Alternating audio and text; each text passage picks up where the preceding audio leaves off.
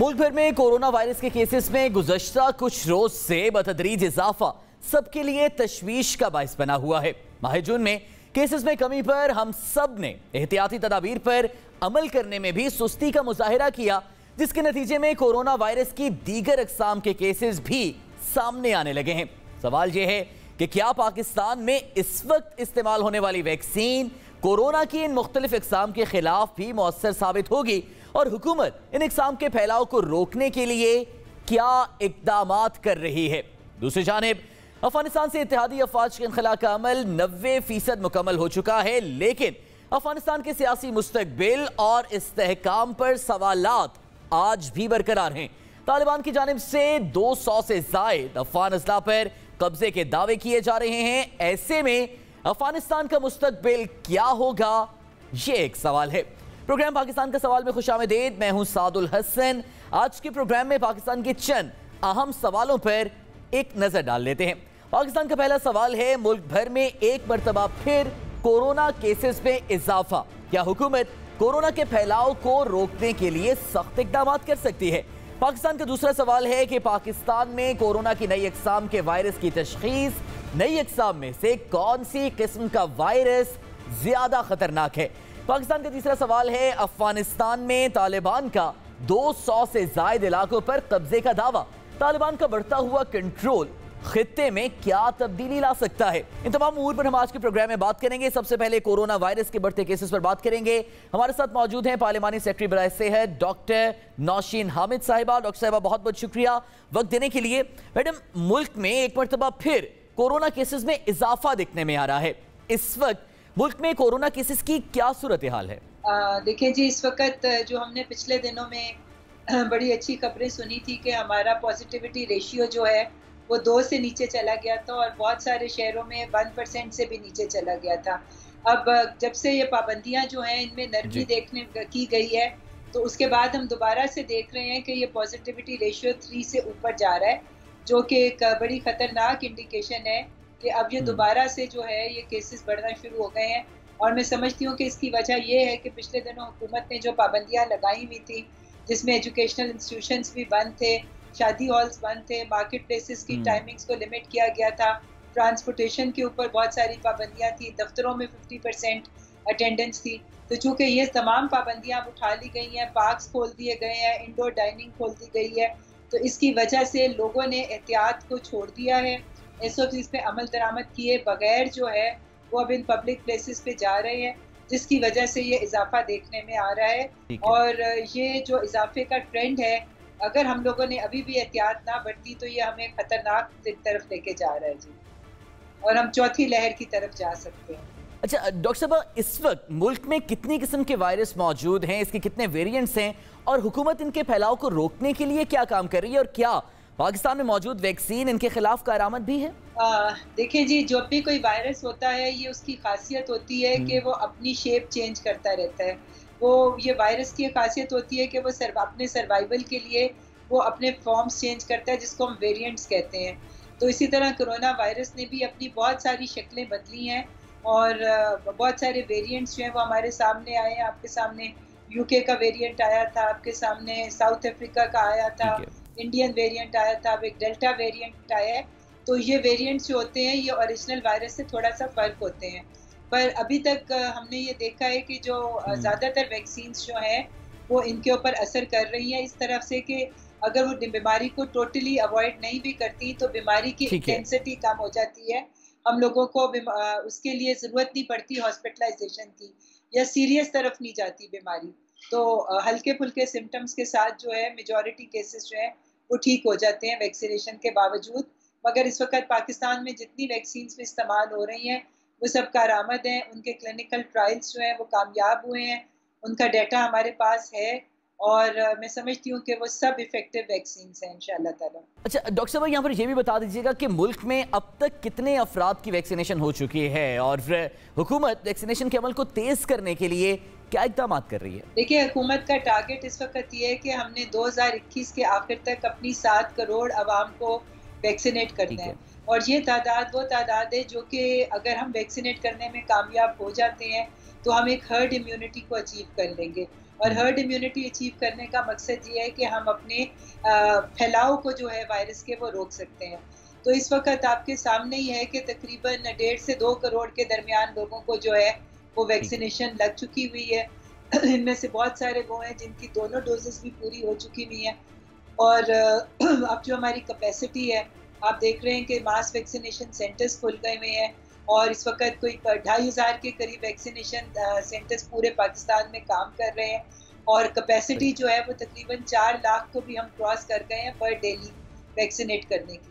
तो ये तमाम चीज़ें अगर इसी स्पीड पे चलती रही और इसको मज़ीद इस स्पीड में इजाफा करने का इरादा है, कैपेसिटी को मज़ीद बढ़ाया जा रहा है, मज़ीद हम लोग वैक्सीनेटर्स को भी भर्ती कर रहे हैं और बहुत सारे इलाकों में नए वैक्सीनेशन सेंटर्स भी खुल रहे हैं, मोबाइल वैक्सीनेशंस की भी बंदोबस्त किया जा रहा है।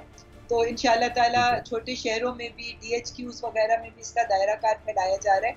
तो इंशाल्लाह ताला ये स्पीड पर होगी और पीछे से भी हमारे पास जो है वो इंश्योर किया जा रहा है कि वैक्सीन की वाफिर मिकदार जो है वो पाकिस्तान में हर वक्त मौजूद रहे। बैकअप में पाइपलाइन में बहुत सारी कंसाइनमेंट्स हैं, इंशाल्लाह ताला वो भी हमारे पास दफ्तन फवक्तन पहुंचती जा रही है। अच्छा डॉक्टर साहब, शहरियों की जानिब से ये शिकायत भी आ रही हैं कि उन्हें वैक्सीनेशन के हवाले से मुश्किलात का सामना है, कहीं पर दूसरी डोज लगवाने में मसला है तो कहीं वैक्सीन की फराहमी का भी।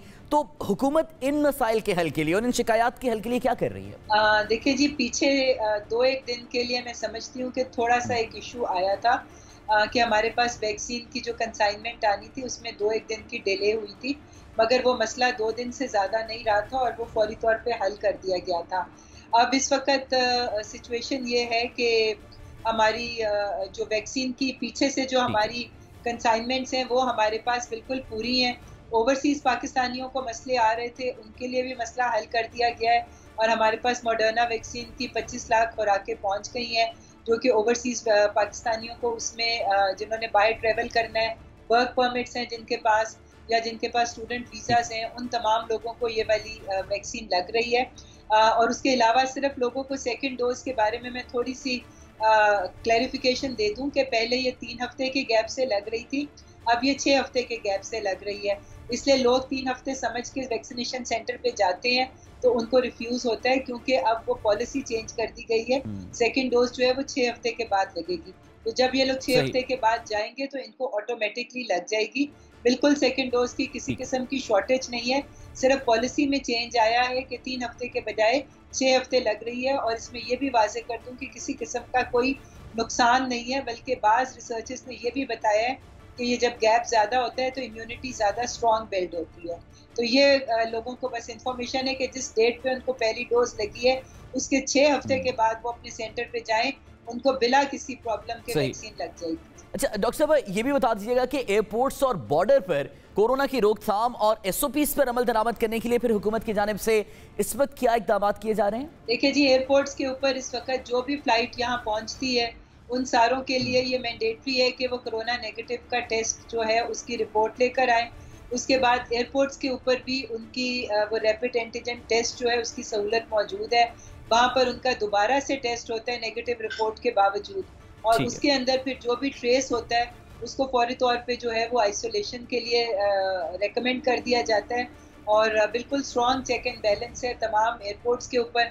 और जैसे आपको पता है कि चूँकि अफगानिस्तान से केसेस आने की इतला थी, तोरकम बॉर्डर को भी बंद कर दिया गया है, बिल्कुल सील कर दिया गया है। तो हुकूमत पूरी तरह से विजिलेंट है और जितने पॉइंट ऑफ एंट्रीज हैं उनके ऊपर बहुत हिफाजती इक़दाम लिए जा रहे हैं। अच्छा डॉक्टर साहब, मौजूदा सूरत हाल को देखते हुए हुकूमत मंडियों में और फिर ईद उल अज़हा पर भी कोरोना के फैलाव को रोकने के लिए फिर क्या इक़दाम करने जा रही है?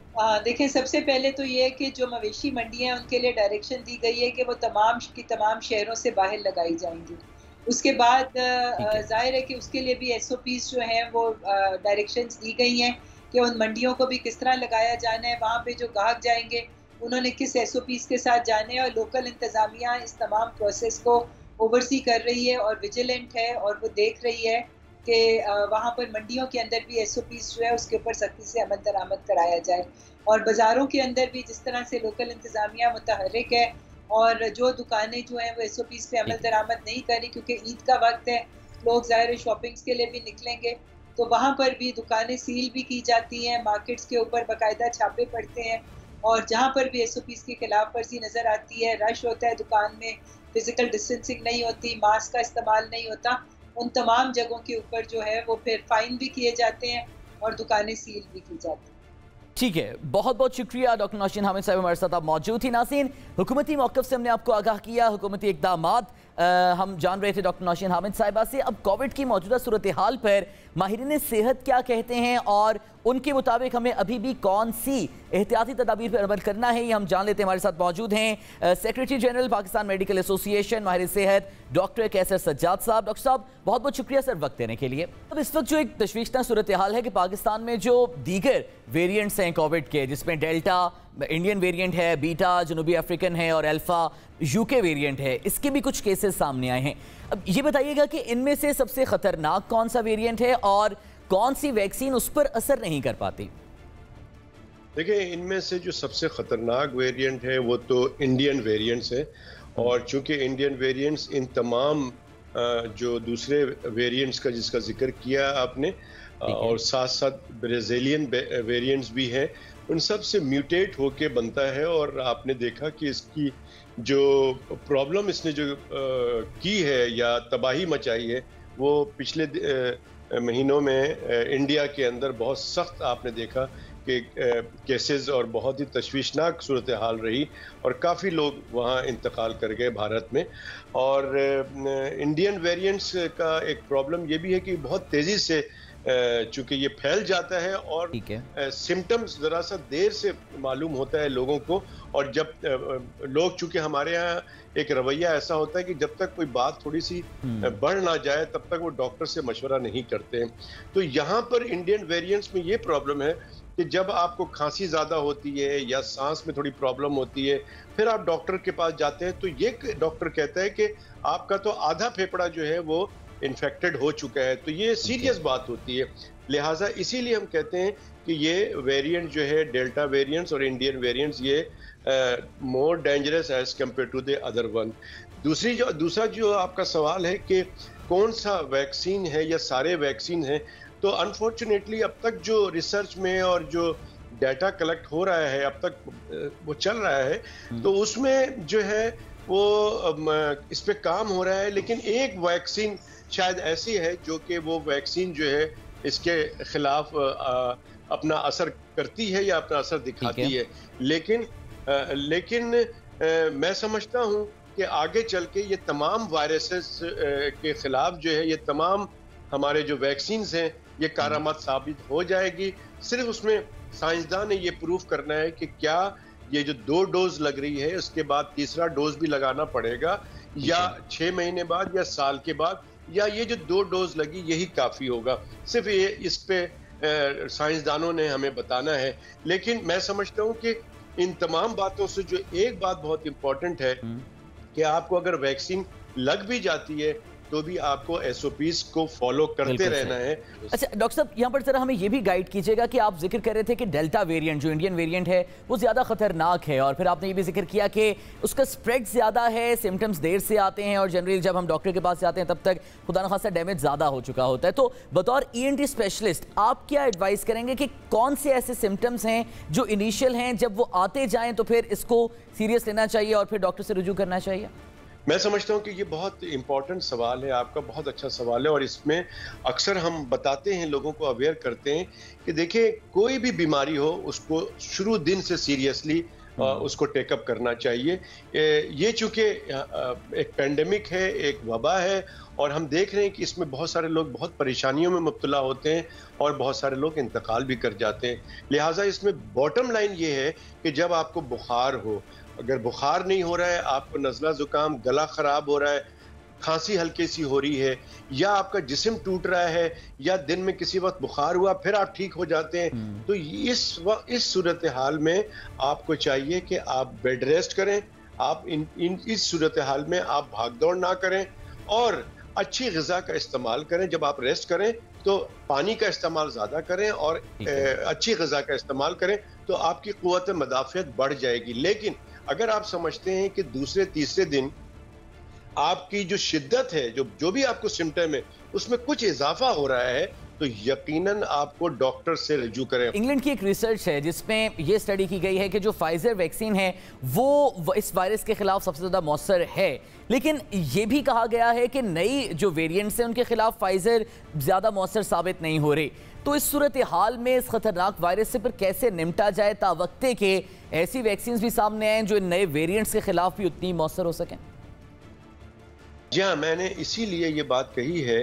आपने नाम लिया है फाइजर का, तो चूंकि ये अभी तक कंफर्म नहीं है और कुछ कंफर्म कहते हैं, कहीं पे कंफर्म नहीं है, स्टिल हमारा रिसर्च वर्क जो है वो चल रहा है। और इसका जो सबसे बेहतर तरीका है वो यही है कि आपको बचना है वायरस से, चाहे कोई भी सूरत हो, आपको बचना है और वैक्सीन लगाना ही है। कोई भी वैक्सीन आपको मिल जाए उसको लगाना है। अगर आपको कह रहा है कि जी एस्ट्राजेनेका जो है फलां वेरिएंट्स के लिए बहुत अच्छा है, तो आप ऐसा ना करें कि जी आप एस्ट्राजेनेका के लिए आप भागते फिरें या फाइजर के लिए भागते फिरें। जो आपको अवेलेबल वैक्सीन है प्लीज वो वैक्सीन जरूर लगा लें, वो आपके लिए बहुत अच्छा रहेगा और आपको प्रिवेंट करेगा बहुत सारी वेरिएंट से। और ये चीज कंफर्म हो जाएगी कुछ अरसे के बाद कि सारे के सारे वैक्सीन जो हैं वो इसके लिए इफेक्टिव होंगे। सिर्फ उसमें डोजेस का कुछ फर्क आ जाएगा इंशाल्लाह ताला, और कोई ऐसी प्रॉब्लम वाली बात नहीं है। कौमी इदारे सेहत ने यहाँ पर ये वार्न किया है कि जो मानसून का सीजन है उसमें फैलाव बढ़ सकता है। अब मानसून के सीजन की भी आमद है, तो इस हवाले से फिलफौर क्या इकदाम किए जाने चाहिए शहरियों को भी और हुकूमत को भी? देखिए, इसमें जैसे कि WHO ने कहा है, तो मैं समझता हूं कि यकीनन अननेसेसरीली आप बाहर ना जाएं, अपने आप को थकाएं नहीं, अपने आप को परेशानियों में ना डालें। और यकीनन हुकूमत की तो जिम्मेदारी है कि मॉनसून की जो तबाहकारियां होती हैं, जो कि पिछले साल भी पाकिस्तान के बहुत सारे शहरों में प्रॉब्लम्स आई, लोग भीगते रहे, लोग गाड़ियां जो है वो एक जगह से दूसरी जगह ट्रेवल नहीं कर सके, गाड़ियां फंस गई, खराब हो गई। नतीजा ये हुआ कि उस बारिश में वो भीगते भी रहे और प्रॉब्लम में भी रहे। तो ये चीज़ें नहीं होनी चाहिए और कोशिश ये करें आवाम कि जो मानसून का जो पेशेंगोई होती है उसमें घर पे रहें, हद्दुल इम्कान कोशिश करें, बहुत ज़रूरी है तो जाएं। लेकिन मैं समझता हूँ कि फिर भी जब भी आप बाहर निकलें, चाहे अभी बारिश हो रही हो नहीं हो रही हो, मास्क का इस्तेमाल ज़रूर करें। मास्क आपको बहुत प्रोटेक्ट करेगा। कुछ दिन कबल आपने अपने बयान में कहा था कि मुल्क में कोरोना की चौथी लहर आ सकती है और आपने डेल्टा वेरिएंट का खतरा जाहिर किया था पाकिस्तान में आने का। ये बताइएगा कि क्या आपने जो हुकूमती इक़दामात हैं उनको देखते हुए ये बयान दिया या कुछ आदाद शुमार आपके सामने थे जिनकी बुनियाद पे आपने ये बयान दिया था? सर देखिए, हमने ये जब भी कहा है, पाकिस्तान मेडिकल एसोसिएशन ने, जब मैंने ये बात कही थी पहली वेव्स में कि जी हमें लगता है कि दूसरी वेव आएगी अगर हमने ये इक़दामात ना किए, तो वो दूसरी वेव आ गई। फिर मैंने दूसरी वेव के आखिर में जब नंबर ऑफ केसेस कम हो गए और फिर हमने ये बात कही, और अब हम दोबारा कह रहे हैं कि चौथी वेव का बहुत खतरा है इस महीने के आखिर में या अगस्त के फर्स्ट वीक में। वो मैं इसलिए कह रहा हूँ कि देखें, ये बात दुरुस्त है कि अच्छी जो हुकूमत होती है वो अपने अवाम को वबा से भी बचाती है, पेंडेमिक से भी बचाती है और मईशत को भी बचाती है। तो इस वक्त सूरत हाल ये है कि अल्लाह का शुक्र है कि नंबर ऑफ केसेस कम होते चले गए कुछ अरसे पहले, कुछ एक हफ्ता पहले, लेकिन अभी 4-5 दिनों से केसेस में इजाफा हो रहा है। जो मुस्बत रेशियो है वो तकरीबन 3 के करीब आ चुका है, जबकि वो 1.5 के करीब चला गया था। तो मैं ये कह रहा हूँ उसकी वजह नजर आ रही है मुझे। उसकी वजह ये है कि हुकूमत में बहुत ज्यादा प्रेशर था कि जी सारे कारोबार खोले जाएं, होटल्स खोले जाएं, रेस्टोरेंट खोले जाएं, डाइनिंग भी खोली जाए, शादी हॉल भी, सिनेमा हॉल भी। तो ये वही बात होगी कि जब मैंने PSL हो रहा था और यहाँ पे स्पेक्टेटर्स को भी इजाजत दे दी गई और फिर एक वक्त आया जब 100% इजाजत दे दी गई पब्लिक के लिए, तो मैंने उस वक्त एक बयान दिया था कि मुझे खतरा है कि ये PSL जो है ये कंप्लीट ना हो, और जो कि यही हुआ। तो मैं आज आपके प्रोग्राम से फिर दोबारा कहता हूं कि देखिए, अगर हुकूमत ने सब चीजें खोल दी हैं तो ये उनकी जिम्मेदारी है, जिनका ये इदारा है, उन लोगों की जिम्मेदारी है जो वहां जाते हैं।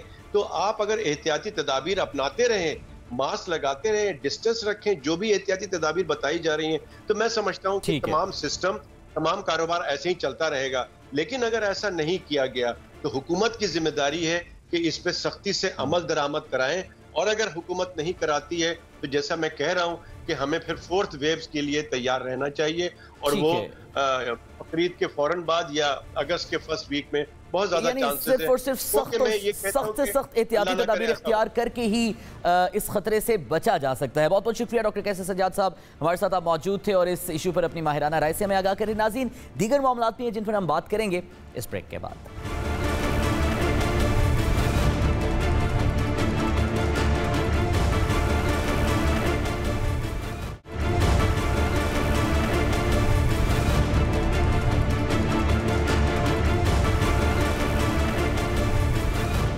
Welcome back to the show नाज़रीन। बात करेंगे अफगानिस्तान की, जहां पर अमरीकी और इत्तेहादी अफवाज का इनखला 90% इसका अमल मुकम्मल हो चुका है, और सवाल अभी भी ये बरकरार है कि इस इनखला के बाद अफगानिस्तान का सियासी मुस्तकबिल क्या होगा, पाकिस्तान का इसमें किरदार क्या होगा और खित्ते पर इसके क्या असरात मुरतब होंगे। तमाम उमूर पर बात करेंगे। हमारे साथ मौजूद हैं माहिर अफगान उमूर सीनियर तजज़ियाकार इकराम सहगल साहब। बहुत बहुत शुक्रिया सहगल साहब वक्त देने के लिए। सर, इत्तेहादी अफवाज का अफगानिस्तान से इनखला, अब जो बाइडेन या किसी अमरीकी आला ओहदेदार ने पाकिस्तान से बात या मुशावरत नहीं की।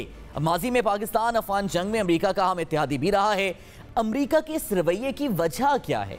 देखिए, अमेरिकन पॉलिसी जो थी वो पहले जब आए थे यहाँ पर अफगानिस्तान में, आपको याद होगा कि इनने इराक की जंग छोड़ के अफगानिस्तान को फिर इन्वेड किया था। उस वक्त भी इनकी कोई क्लियर कट एक पॉलिसी नहीं थी। वो पॉलिसी यही थी कि भाई हम हावी हो जाएंगे इनके ऊपर, और उसके बाद हम जो अपनी वेस्टर्न डिक्टेट्स एंड नॉर्म्स है वो डिक्टेट करेंगे। ना तारीख ये कहता है कि अफगान का भी ये नहीं मानता, और उनको चाहिए था कि उससे मशवरा करते जो अफगान वहाँ पर होते हैं, लेकिन ये उनसे मशवरा करते थे उन अफगानों से जो सेटल थे सोवियत यूनियन के बोले कि इवैक्यूएशन के बाद, जो अफगान वहाँ सेटल थे अमेरिका में और यूरोप में और इंडिया में, उनसे।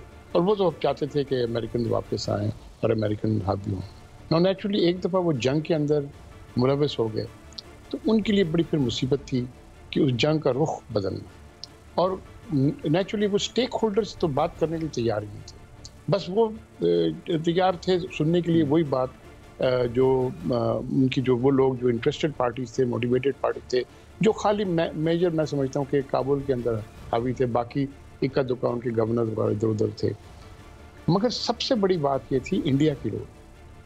इंडिया को एक गोल्डन मौका मिला कि पाकिस्तान के खिलाफ एक जंग करना from a third that thing, और वो भी किस तरह का जंग, वो इस तरह का जंग कि किसी और का सॉइल इस्तेमाल करना, उन पर कैजुअल्टीज हो रही हैं, उनके पैसे जा रहे हैं, और इंडिया जो था वो हमारे वेस्टर्न फ्रंट को इंगेज रखा, और अच्छी तरह इंगेज रखा। पहले सोवियत यूनियन के टाइम में इंगेज रखा और फिर अमेरिकन के टाइम में इंगेज रखा। अब देखें ये पीस टॉक सक्सेसफुल क्यों हुई, जो कुछ उसका नतीजा वो तो मैं बाद में बात करूँगा।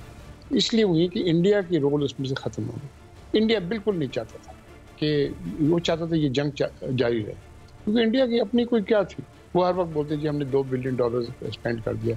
2 बिलियन, उन्होंने तो $1 ट्रिलियन स्पेंड किया। पाकिस्तान की आप देखें कोलैटरल डैमेज कितनी हुई है।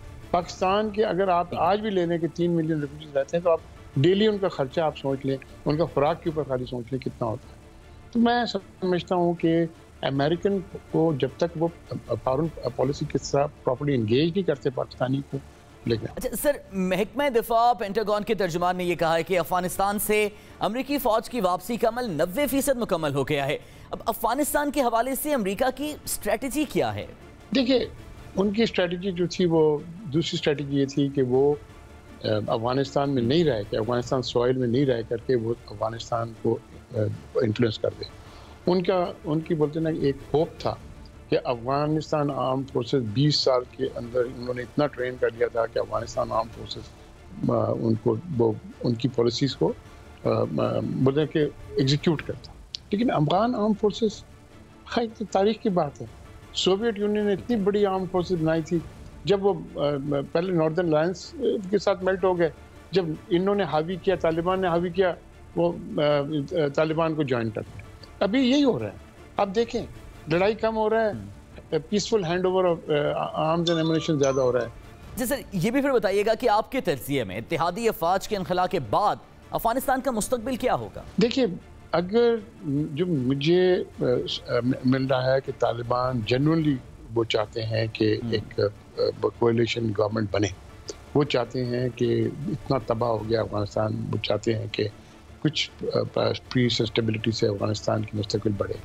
और अफगानिस्तान, देखिए अफगानिस्तान बेसिकली तो अफगानिस्तान के पास कोई एग्रीकल्चर है नहीं, रॉ मटेरियल उनका बहुत कम है, अगर है तो वो एक्सप्लॉइट नहीं हुआ है।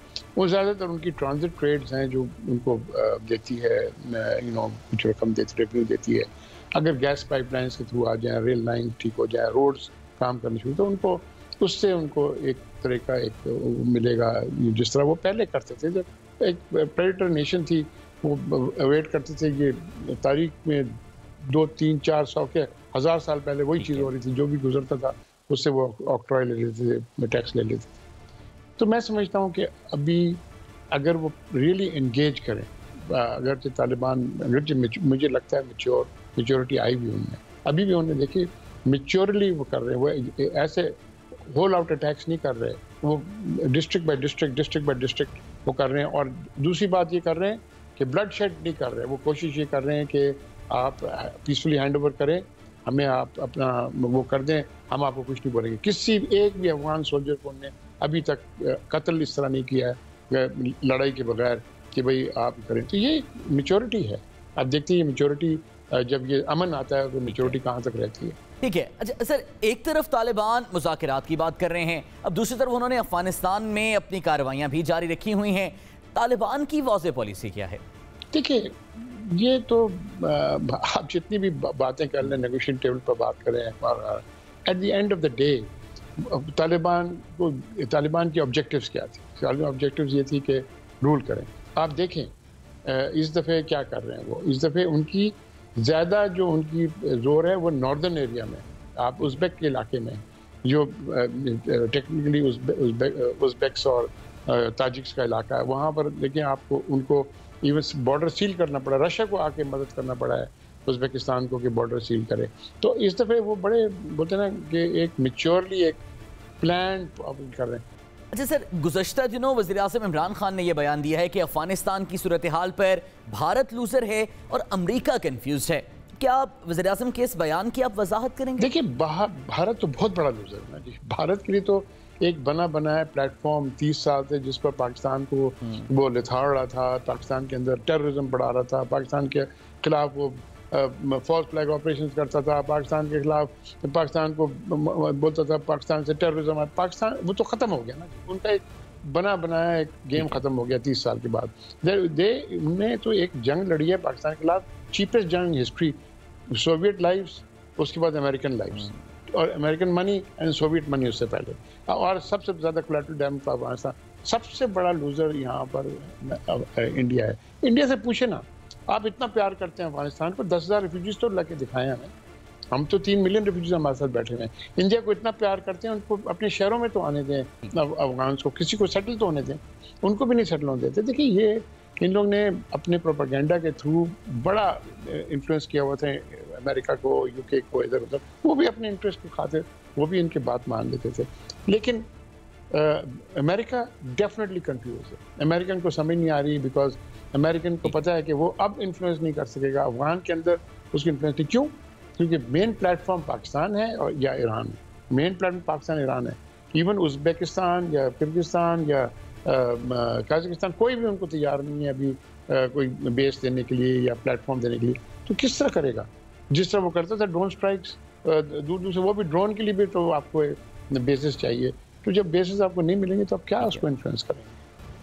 ठीक है, बहुत बहुत शुक्रिया इकराम सहगल साहब हमारे साथ आप मौजूद थे और अफगानिस्तान की सारी सूरत हाल पर हमें अपने तजिए से आगाह करें। नाज़रीन, अफगानिस्तान का मुस्तकबिल क्या होगा, सियासी मुस्तकबिल और अफगानिस्तान में इस्तेहकाम के हवाले से जो सारी सूरत हाल है उसका यकीनन असर पाकिस्तान और खित्ते के दीगर ममालिक पर भी पड़ेगा। अब पाकिस्तान पर इसका असर किस किस तरह से पड़ेगा मुहाजिरीन के हवाले से, और अफगानिस्तान में जो हुकूमत बनती है उसकी पाकिस्तान को लेकर, भारत को लेकर और दीगर खित्ते के ममालिक को लेकर क्या तरजीहात होगी, यकीनन पाकिस्तान इसमें एक अहम शराकतदार भी है। और इसके साथ साथ अमेरिका इस इनखला के अमल में पाकिस्तान को कितना कॉन्फिडेंस में ले रहा है, इस पर बात करेंगे। यहाँ पे वक्त हुआ एक ब्रेक का, ब्रेक के बाद मजीद बात करेंगे।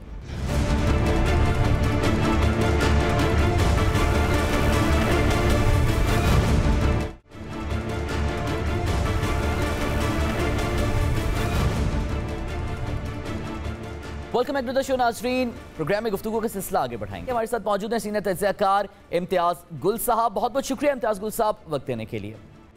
सर, पेंटागन के तर्जुमान का बयान आया है कि अगस्त के आखिर तक अफगानिस्तान से इनखला मुकम्मल कर लेंगे।